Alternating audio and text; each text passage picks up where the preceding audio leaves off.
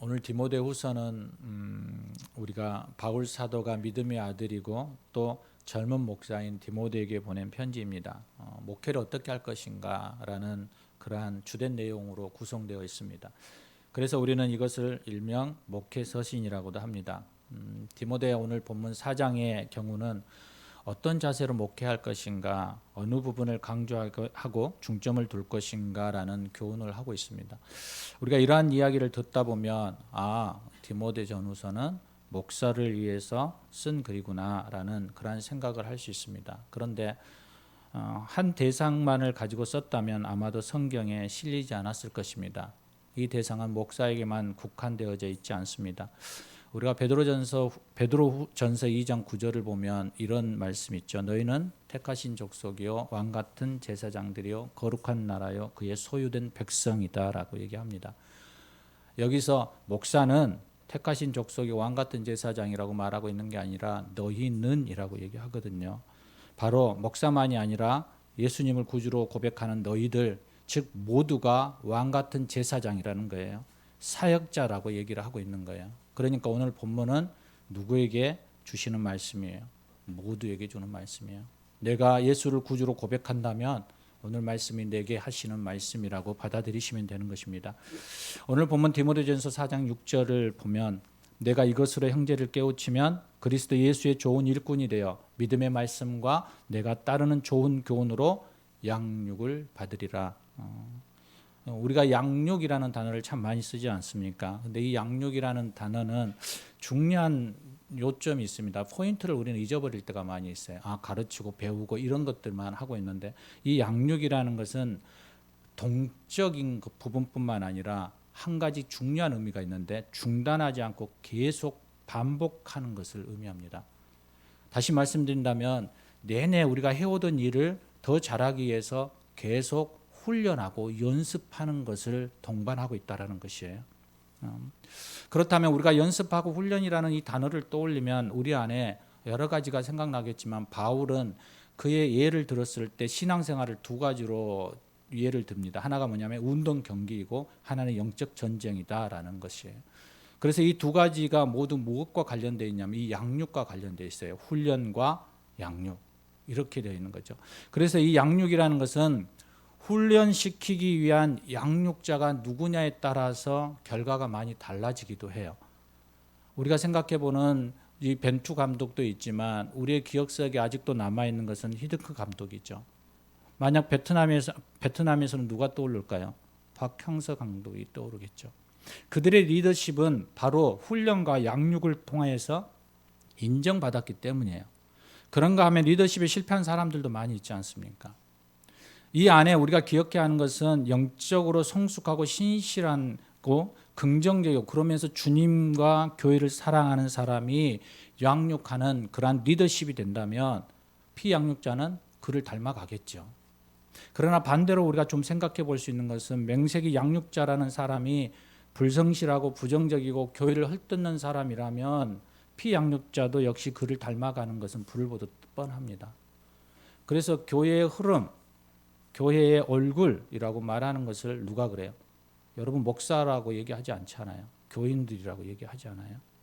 자녀를 보면 그 부모를 알 수 있듯이 이란 말은 교인들을 보면 그 양육자가 어떤 사람인지 알 수 있어요. 교인들을 보면 교회가 어떤 교회인지를 알 수 있어요. 그러므로 여러분이 어떤 모습이에요? 여러분이 교회의 얼굴인 거죠. 어찌 보면 대표자의 이미지를 결정하는 역할을 하고 있다는 것을 우리는 기억해야 합니다. 그래서 여러분 혼자의 몸이 아니에요. 교회의 대표이기도 하고 교회의 목사를 대리하는 그러한 모습이기도 하는 것이죠. 그렇게 우리가 책임감과 그러한 이미지를 우리 안에 가지고 있게 되면 우리의 삶의 부분들이 좀씩 달라지겠죠. 우리는 크게 나아가면 교회는 예수 그리스도의 몸이라고 얘기하잖아요. 우리를 뭐라고 얘기해요? 하나님의 대사라고 얘기하잖아요. 그것은 바로 우리가 하나님을 대신하여 이 땅에 파견되어져 있는 삶을 살아가는 사람들이에요. 그래서 우리를 뭐라고 얘기해요? 청직이라고도 얘기하잖아요. 맡은 자예요. 우리가 주인이 아니라는 거예요. 그래서 교회의 주인은 우리가 아닌 거죠. 결국적으로 하나님 앞에 드려지는 거고 하나님이 우리를 대신 파견한 것이죠. 그러면서 우리 안에 그렇다면 어떤 것을 양육하고 배울 것인가라는 물음이 우리 안에 들어옵니다. 바울은 오늘 본문을 통해서 한 가지를 얘기하는데 그것이 뭐냐면 자신을 연단하라라는 거예요. 연단하라. 오늘 본문 7절입니다. 망령되고 허탄한 신화를 버리고 경건에 이르도록 내 자신을 연단하라. 우리 안에 말씀하고 있는 것은 경건에 이르도록 자신을 연단해야 한다라고 바울이 지금 권면하고 있는 거예요. 이게 바른 양육이라는 거죠. 어떤 사람은 성경을 보고 뭐라고 얘기하냐면 설화라고 생각하는 분들이 있습니다. 그래서 성경 이야기를 사실로 받아들이지 않고 일어날 수 없는 비현실적인 이야기를 재미있게 구성하여 전해 내려온 신화 또는 전설 또는 민화 이런 식으로 이야기하면서 거짓, 바로 허구로 취급하여 버리는 경우들이 많이 있습니다. 그러나 사랑하는 여러분, 우리는 성경을 신화로 구성하고 있다라고 생각하지 않습니다.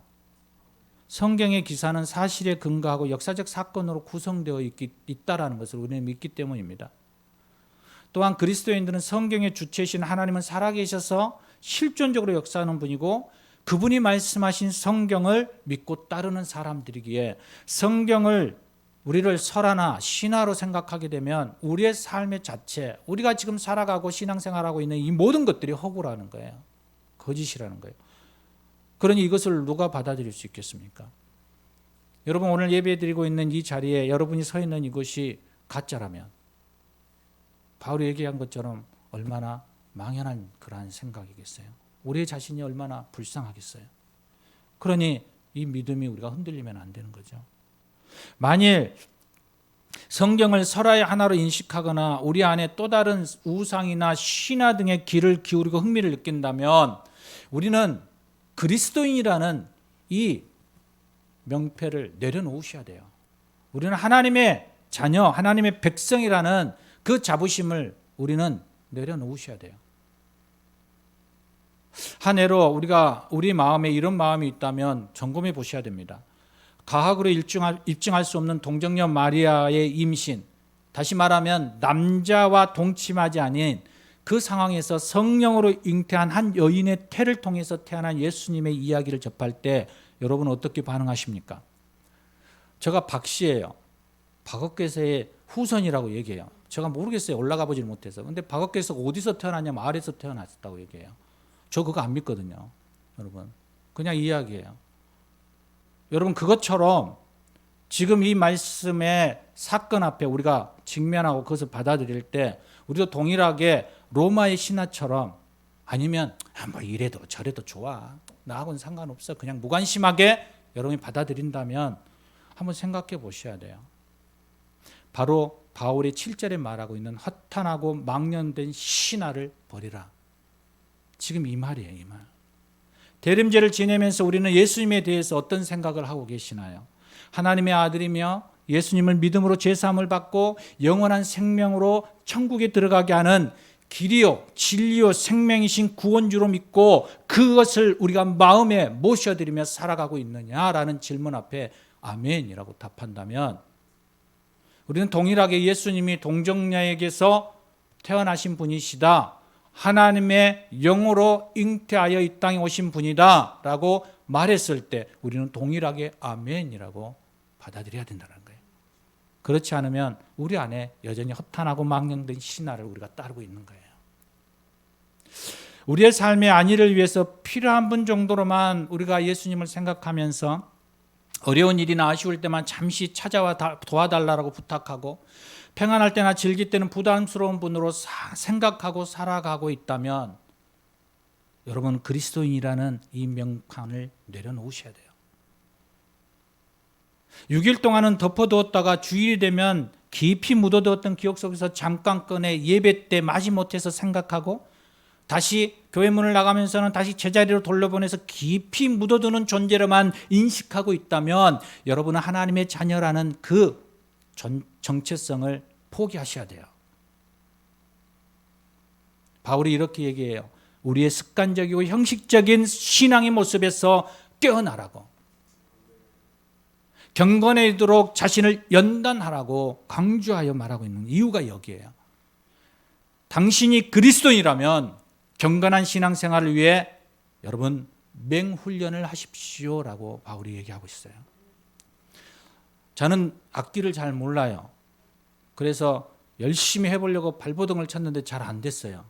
그래서 우리는 10줄 비파부터 시작했던 그 찬양팀이 하다가 중간에서 넘어지고 엎어지고 깨어지고 쓰러지고 그랬잖아요. 근데 악기를 잘 하시는 목사님이 와서 하면서 이렇게 잘 성장하고 있어요.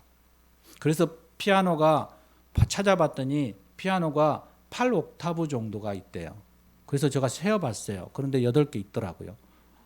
그런데 성악 바이올린도 저게 4줄인데 저 4줄이 8옥타브 정도 소리가 난대요. 맞나요? 맞다 그러네요. 그런데 우리가 목소리 성악가들이 낼 수 있는 소리가 한 3옥타브 정도 된대요. 목사님 맞나요? 네, 맞대요. 그냥 증거가 돼야 되니까, 검증이 돼야 되니까요. 그런데 누구나 자연스럽게 이 3옥타브를 오르내릴 수 있는 것은 아니래요. 성악가가 3옥타브 정도 소리를 낼 수 있다고 하는데 천부적으로 타고나는 경우도 가끔 있기는 하지만 그것은 천이나 만 정도래요. 그의 대부분의 사람들은 피나는 발성 연습과 뼈를 깎는 노력을 거듭해야 가능하다고 합니다. 판소리의 득음 있잖아요. 득음. 그 영화가 아무리 제가 그제부터 생각을 했는데 잘 생각이 안 나는데 거기에 목이 피가 터지도록 연습하고 막 산에 올라가서 그렇게 해야지 여러분 목소리가 나잖아요. 우리 가끔 가다가 목사님들이 주야 하면 막 그 굵직해 갖고 막 은혜가 충만한 것처럼 막 목소리 기도하시는 분들이 있어요. 저도 그렇게 해보려고 기도원 가서 막 외쳐보고도 했는데 안 되더라고요. 그런데 그런 분들 말 들어보면 목에서 피가 넘어올 정도로 한대요. 굳이 그렇게까지 할 필요가 있을까? 목소리를 그 은혜스럽게 만들기 위해서 막 개성을 해서 이 성대에 피가 넘어오게끔 만드신다 그러시더라고요. 그래서 참 안쓰럽기도 하고 그래 저래서 하나님이 만나주시면 얼마나 감사해. 간절함이니까요. 그러나 그러한 모습 속에 이렇게 우리가 소리를 내고 만들어가는 것도 피나는 노력인 거예요. 그래서 하나님을 만나는 것도 하나님 앞에 나아가는 것도 이러한 연습이 있는 거죠. 그럴 때 우리는 하나님 앞에 더 가까이 갈 수 있어요. 거저 얻어지는 게 아니에요, 여러분. 그렇죠? 노력과 훈련 없이 성취된 성공은 그냥 사라져버릴 때가 많아요. 어떤 분이 그러시더라고요. 복권에 당첨되면 내가 예배당을 세워주겠다고. 여러분 저 그 말 믿어요. 그래서 기도해요. 주님, 저 집사님이 복권을 사게 되면 1등, 그것도 여러 명이 되는 것 말고 단독으로 해서 한 몇십억 이렇게 기도할 때가 있어요. 정말이에요. 그분 가끔 가다가 새벽에 기도하다 보면 그 얘기해요. 그분이 그렇게 소원하셨으니까 될지 안 될지는 잘 모르겠어요. 그런데 우리가 거액 복권에 당첨된 사람들이 대부분이 많은 사람들이 돈을 잘 관리를 못한대요. 그래서 성공하지를 못한대요. 왜냐하면 그들의 수고의 대가가 없이 너무 쉽게 얻었기 때문에 그 소중함을 잘 모르기 때문에 그런데요. 노력 없이 쉽게 거둔 성공이나 성취는 그 가치를 잘 모르기 때문에 쉽게 무너져 버린다는 얘기죠. 어느 책에서 이런 글을 읽었던 기억이 나요. 하여튼 대학생들 책이었는데 유머이기도 하죠. 어느 날 험하고 거친 세상을 살아가면서 이런저런 일로 상처받은 독수들이 높은 벼랑으로 모였습니다. 그리고 나서 그들이 이야기하는 거예요. 푸른 상공을 나는 시험에서 떨어진 독수리, 좋아하던 짝으로부터 따돌림을 당한 독수리, 선배 독수리로부터 막 핥힘을 당한 독수리들이, 온갖 상처투성이가 된 독수리들이 모였어요. 그리고 각자 자신의 신세 타령을 하는 거예요. 막 목소리 높여서. 그러면서 결론을 딱 하나 내렸어요. 뭐냐면 이 상처투성인 신세로 세상을 살아가느니 차라리 이 벼랑에서 떨어져 집단 자살, 죽어버리는 게 좋겠다라고 결론했어요. 이렇게 죽음, 자살 말하면 아내가 힘들어해요.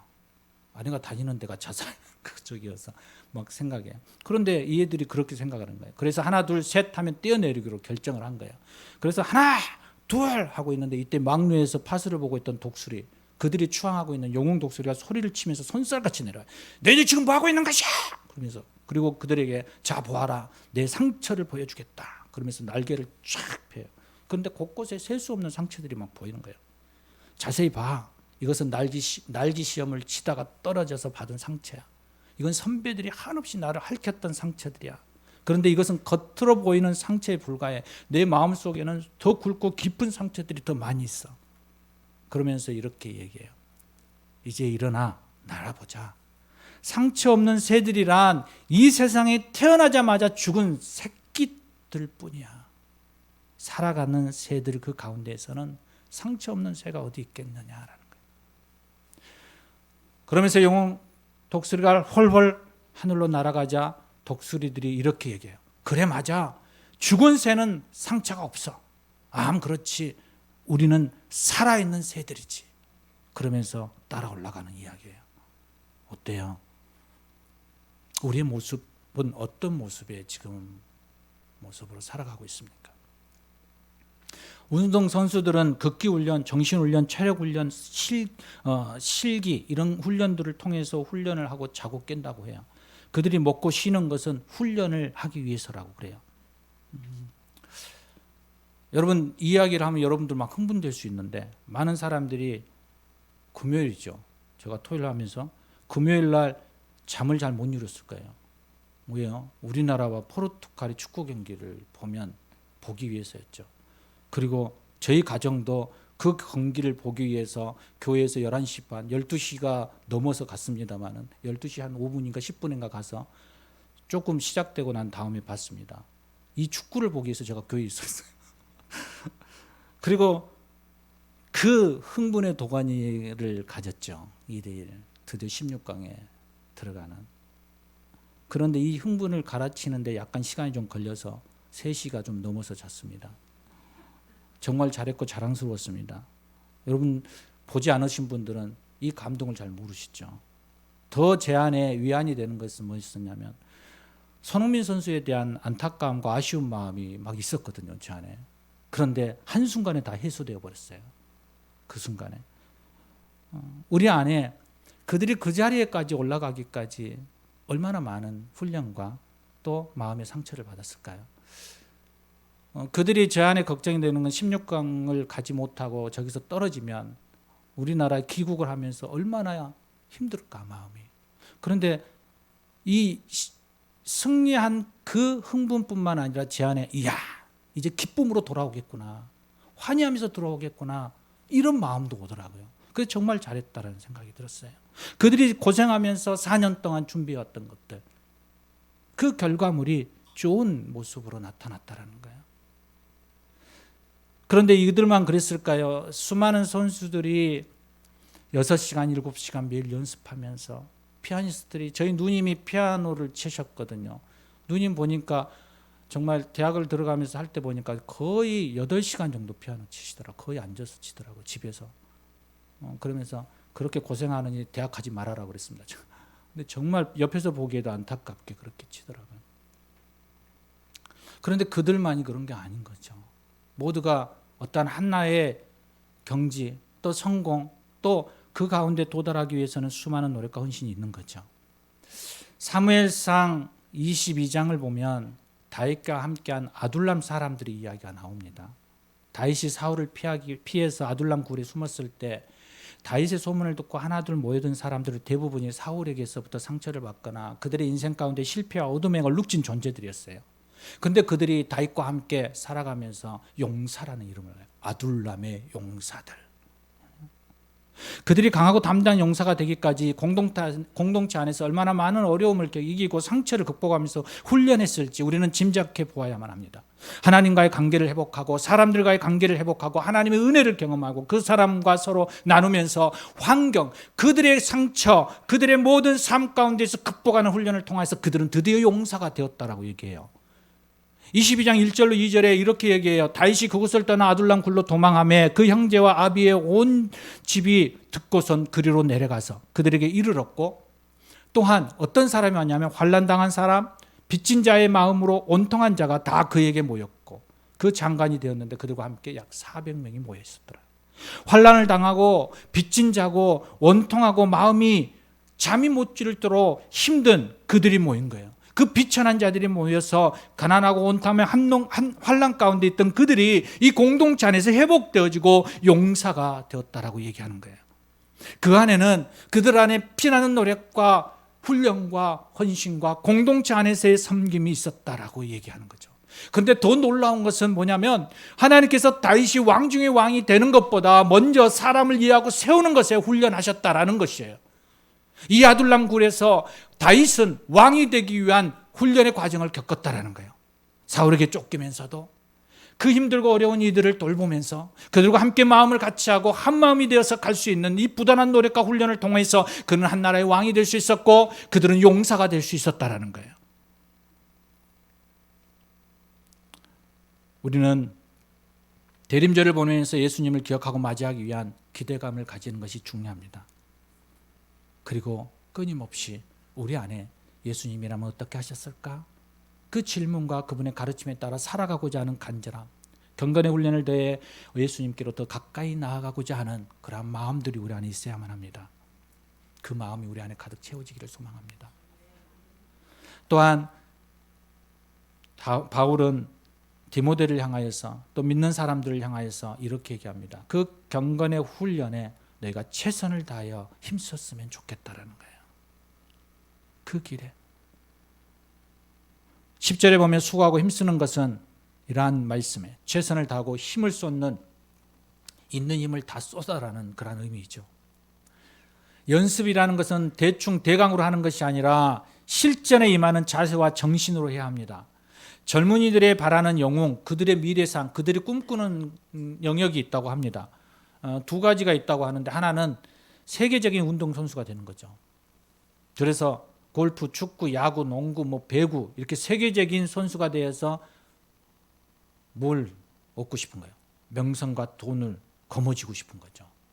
그런가 하면 그들 안에 연예인이 되고 싶다라고 해요. 그래서 연예인이 되어 스타가 돼서 명성과 인기와 돈을 가질 수 있게 되어지기를 원하는 거예요. 요즘에는 조물주 위에 있는 건물주가 되고 싶어하는 이들도 너무 많이 있어요. 그래서 건물주를 되고 싶다라고 얘기하죠. 그런데 이런 것들이 하루아침에 이루어지는 게 아니잖아요.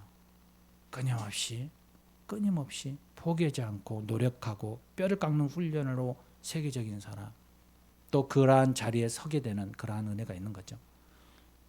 그렇다면 우리는 믿음의 거장이 되기를 원하고 하나님 앞에 신실하게 우리가 세워지고 하나님 앞에 기쁨이 되어지기를 원하는 우리의 동일한 마음이 있다면 우리는 어떻게 해야 되나요? 거저 그게 이루어진다고 생각하시나요? 어떤 분들은 그래, 성령의 충만함을 받으면 성령이 내 안에서 역사하시면 나는 어느덧 바뀌어. 맞습니다. 저는 그걸 믿습니다. 그래서 제가 항상 성령 충만함을 위해서 기도합니다. 그런데 놀라운 게 뭔 줄 아세요? 성령 충만이 평생 가는 게 아니에요. 한순간에 가는 거, 한순간. 그 다음에 뭐가 가요? 그 다음에 우리의 삶이 가는 거예요. 우리의 삶에 하나님 앞에 기쁨이 되어지는 그 삶. 매일매일의 하나님 앞에 하나님의 뜻이 무엇인가 고민하며 또 모든 결정 안에서 선택해야 하는 그 자리에서 하나님이 원하시는 게 무엇인지 우리 안에 계속 질문하면서 가야 하는 거예요.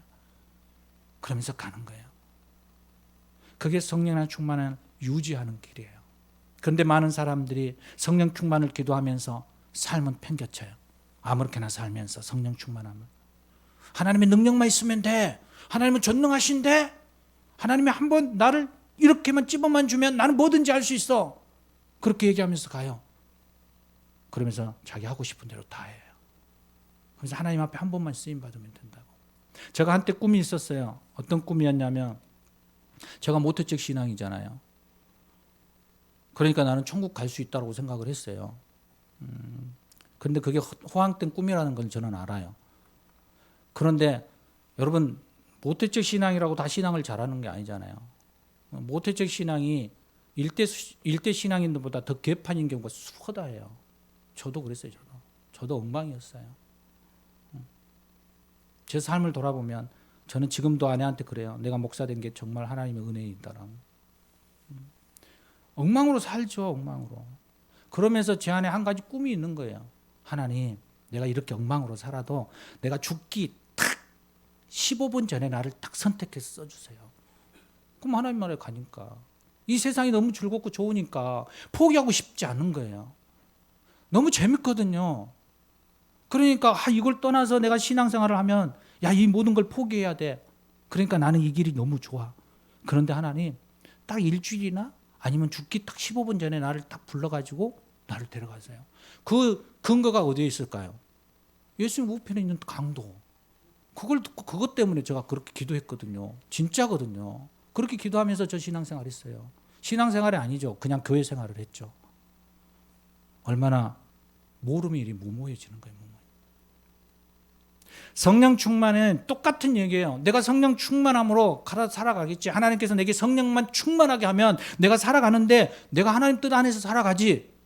그러면서 삶은 팽개쳐버려요. 여러분, 삶이 기반이 되어지는 거예요. 성령 충만은 성령은 한 번 우리 안에서부터 역동적인 힘을 주지만 그것을 추진해 나아가는 것은 우리가 하나님의 바라보고 하나님 말씀대로 살아가고자 하는 끊임없는 노력과 헌신과 훈련을 통해서 이루어지는 거예요.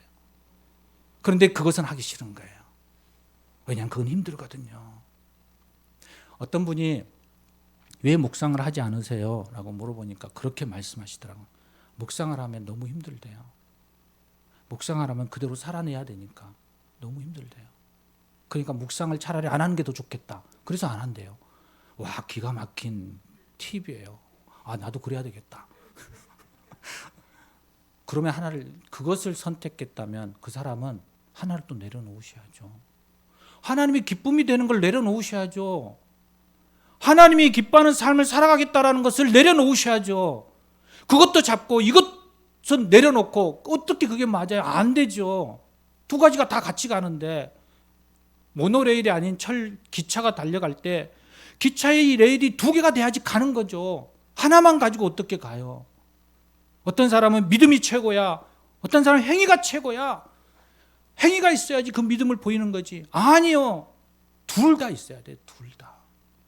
둘 다 같이 가야 되는 거예요. 사단은 계속적으로 우리에게 한 가지만을 얘기하죠. 그러나 절대 그렇지 않습니다. 우리 안에 경건의 훈련이 필요한 거예요. 경건의 훈련. 그래서 여러분, 말씀을 보는 거예요. 기도를 하는 거예요. 하나님 앞에 어떻게 하면 살아갈 수 있는지 꾸준히 자기와 싸워서 하나님의 뜻 안에 살아가는 거예요. 이게 경건의 훈련이에요. 하나님의 임재 연습이잖아요. 우리는 하나님의 임재가 하나님의 주권 안에서 이루어지는 것처럼 생각하지만 그렇지 않아요. 하나님은 인격적인 분이에요. 하나님의 임재에 대하여 연습하고 훈련할 때 하나님의 임재가 우리 안에 깊이 있게 내려오는 거예요. 이곳에 지금 하나님이 계실까 안 계실까요? 계셔요. 성령님이 임하실까요 안 임하실까요? 임해요. 근데 어떤 사람은 찬양을 하면서 하나님을 경험하고 하나님을 뜨겁게 찬양하며 눈물을 흘리며 춤추며 찬양하고 하나님을 경배하는데 어떤 사람은 냉랭해요. 아무런 감동이 없어요. 이게 뭐지? 이게 뭐예요 이게? 냉랭하면서 하나님이 내 안에 충만하기를 바라고 하나님의 임재가 있기를 원하고 하나님의 역사심이 있기를 우리가 소망하며 나아간다면 이건 잘못된 거잖아요. 우리 안에 중심이 있어야죠. 하나님이 내 안에서 역사하고 내 안에 임재하며 나를 다스려 줄 수 있도록 내가 훈련하고 연습하고 그 하나님 앞에 내어놓으셔야죠. 근데 그건 하지 않아요. 사랑하는 여러분, 우리 안에 하나님을 향한 마음이 있기를 원합니다. 한 기자가 피지 출신 골프 선수인 BJ 상에게 이렇게 물었습니다. 당신은 세계적인 골퍼여서 눈을 감고 때려도 공이 잘 날아갈 수 있겠네요. 그랬더니 그의 대답이 이렇습니다. 천만합니다. 만만의 말씀입니다. 눈을 부릅때도 마음대로 안 되는 것이 골프입니다. 골프만 그러겠어요? 우리 인생은 더 험하죠. 그래서 저는 시합이 없는 날에도 하루에 5시간에서 6시간 정도를 연습합니다. 그런데 저보다 더 연습을 많이 하는 선수가 있어요. 그것이 한국의 최경주 선수예요 라고 얘기하더라고요. 그래서 제가 최경주 선수를 찾아봤어요. 그 사람이 BJ상에 살고 있는 그 동네에 살았더라고요. 그러면서 왜 그 동네에 사냐면 이 BJ상을 닮고 싶어서. 그래서 BJ상이 가는 곳마다 따라다녔대요. 훈련하면 더 열심히 해서 그 사람이 가고 난 다음에 좀 더 하다가 간대요. 뭐든지 따라다녔대요. 그러다 보니까 이렇게 골프 연습을 하고 있으면 BJ가 지나가다가 한번 툭 쳐주고 간대요. 그래서 이렇게 하는 거야. 그러면 그 연습, 그 폼을 그대로 기억해서 계속 연습을 했대요. 체성과 기술이 싸우면 저는 체성이 이긴다고 생각합니다. 그래서 공부할 때 머리로 하는 사람과 엉덩이로 하는 사람은 누가 이길까요? 우리 옛날 말이 엉덩이가 이긴다고. 저도 그것을 확신합니다. 저는 머리가 좋았어요. 진짜로 머리가 좋았어요. 그래서 엉덩이로 열심히 했을까 안 했을까요? 안 했어요. 저는 벼락치기의 대수였어요. 시험 보면 3일 전부터 저는 날새요. 공부했거든요. 그래서 반짝 성적 올려도 그 다음부터 놀아요. 이 미련한 짓을 했던 사람이 접니다. 그런데 여러분 체성과 기술력이 딱 이렇게 두 개가 같이 가면 뭐가 할까요? 세계 제패할 수 있죠. 더 잘할 수 있죠. 더 위대한 일들을 이루어갈 수 있죠. 하나님께서 우리에게 말씀하시는 거예요. 나는 전능자야. 내 힘이 있어. 난 모든 걸 할 수 있어. 그런데 너가 그 일을 할 수 있도록 준비해야 돼. 노력해야 돼. 그러면 나의 그 힘과 노력이 나와 만나는 순간 놀라운 나의 일들이 이루어질 거야. 그래서 우리는 경건의 연습을 하는 겁니다. 그래서 우리는 경건의 훈련을 하는 겁니다. 그 하나님의 그 한 번의 손을 나를 만나달라고, 그 하나님의 놀라운 역사가 이루어지기를 소망하면서 그 훈련을 가는 거예요. 한 걸음 한 걸음. 나를 언제든 부르시면 나를 언제든 사용하셔서 그 나라 그 땅을 확장해 가기를 소망하면서 가는 것이죠. 사랑하는 본성가정 여러분, 오늘 디모데전서 4장 16절을 보면 내가 내 자신과 가르침을 살펴 이 일을 계속하라. 가르치는 것, 배우는 것, 연습하는 것을 중단하지 말고 계속하라고 얘기하는 거예요. 계속하라고. 우리 몸이 숨쉬는 것과 혈액순환을 중단하면 안 되는 것처럼 우리의 신앙도 경건훈련도 멈추지 않고 계속되어야 하는 거예요. 금년에 했던 그 열심을 가지고 내년에도 계속해야 하는 거고, 지난달에 열심히 했던 그 훈련을 가지고 이번 달에도 계속해서 하는 거고, 어제 했던 그 열심과 헌신을 통해서 오늘도 계속해 나아가는 거예요. 그렇게 한 걸음 한 걸음 가다 보면 하나님이 그것을 통하여서 선한 열매를 이루어 가실 거라는 거예요. 중단하지 마십시오. 포기하지 마십시오. 사단의 그러한 거짓 메시지 속에서 그것을 통해서 실망하고 좌절하여 넘어지지 마십시오. 가다가 중지하면 아니 가는 만 못하다라는 이 시조를 다시 한번 떠올려 보십시오. 바울은 죽음을 앞두고 나의 갈 길을 다 마치고 라고 얘기해요. 중단하지 않았다라는 거예요. 신앙의 열심과 경건의 훈련을 결코 중단하지 않기를 바랍니다. 계속해서 나아가기를 원합니다. 전심전력해서 가기를 원합니다. 최선을 다하여 나아가기를 원합니다. 경건에 이르도록 제 자신을 연단하고 경건에 이르는 모든 일에 전심전력하여 양육하고 또 양육받기를 원합니다. 우리 안에 바울이 얘기하는 겁니다. 그 훈련이 있을 때 저와 여러분들은 예수 그리스도의 좋은 제자가 되어줄 수 있는 것입니다. 사랑하는 여러분, 오늘 경건에 이르기까지 중단하지 말고 최선을 다해 양육을 받고 연단대에 결국 복음으로 교회를 새롭게 하고 세상을 이롭게 하는 그 일에 쓰임받는 예수 그리스도의 좋은 일꾼이 되기를 원합니다. 그리고 여러분 놓치지 마십시오.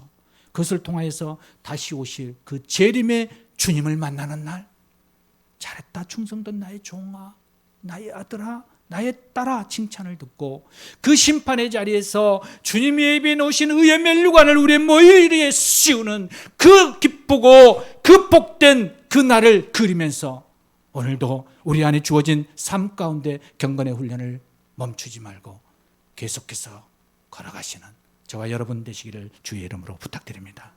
우리 함께 기도하시겠습니다. 오늘 이 시간 우리 함께 기도하고 싶습니다. 그렇습니다. 하나님, 때로는 내 앞에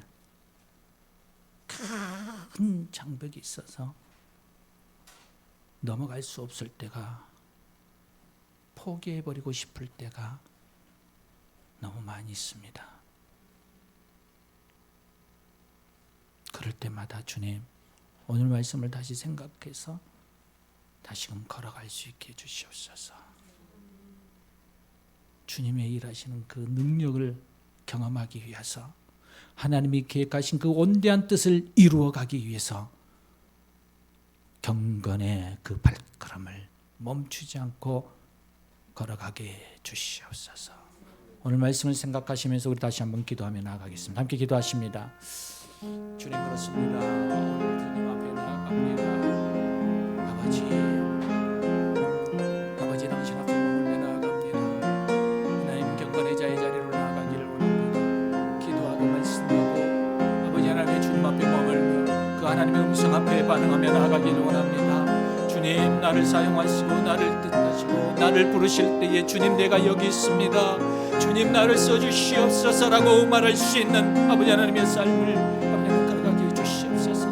경건의 자의 자리, 경건의 연습을 아버지는 멈추지 않고 나아가게 하소서. 당신 앞에 머물게 하여 주시고 그 하나님을 영원하게 올려드릴 수 있는 삶으로 반응하게 하여 주시옵소서. 오, 주님 감사합니다. 주님 감사합니다. 감사합니다. 주님 나를 도와주시옵소서. 살아계신 아버지 하나님,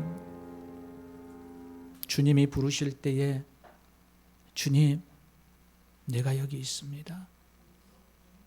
기름을 준비한 지혜로운 슬기로운 여인처럼 하나님, 우리가 경건의 연습을 통하여 주님과 함께 손잡고 놀라운 주의 뜻을 이루어갈 수 있는 믿음의 사람, 하나님의 아들, 딸, 예수 그리스도의 제자로서의 성령의 충만한 자로 서게 주시옵소서.